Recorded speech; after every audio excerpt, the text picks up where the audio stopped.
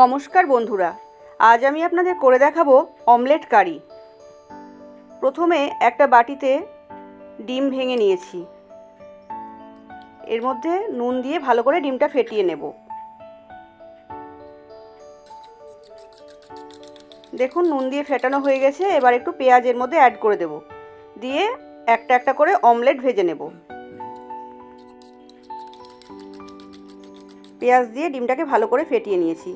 এবার কড়াই বসিয়ে দিয়েছি গ্যাসের ওপরে। এবার অল্প অল্প করে সর্ষের তেল দিয়ে একটা একটা করে অমলেট ভেজে নেব। তেলটা গরম হয়ে গেছে। এবার ডিমের ওই গোলাটা দিয়ে দিয়েছি, দিয়ে অমলেট ভেজে নিচ্ছি। বন্ধুরা, অমলেটের এই কারিটা খেতে এত অপূর্ব লাগে, আপনারা একদিন আমার এই রেসিপিটা ফলো করে ট্রাই করে দেখতে পারেন। আশা করি ভালো লাগবে।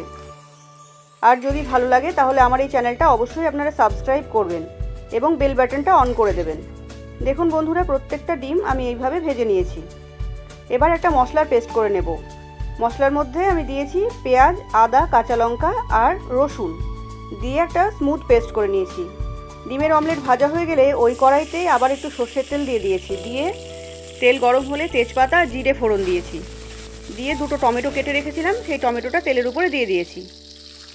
এবার মশলার যে পেস্টটা করে রেখেছিলাম সেটা অল্প জল সহকারে ওই মশলাটা তেলের উপরে দিয়ে ভালো করে কষিয়ে নেব।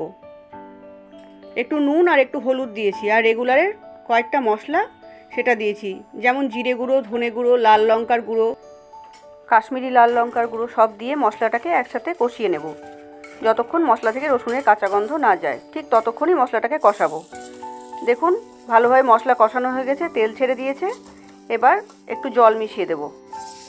বেশি ঝোল করব না বন্ধুরা, গ্রেভি করব, হালকা অল্প একটু গ্রেভি করব, ওই জন্য অল্প গরম জল দিয়ে দেব। জল দেওয়া হয়ে গেছে। এবার ঝোলটা ফোটা পর্যন্ত অপেক্ষা করতে হবে। দেখুন ঝোলটা ভালো করে ফুটে গেছে। এবার অমলেটগুলো ওর মধ্যে মিশিয়ে দেব।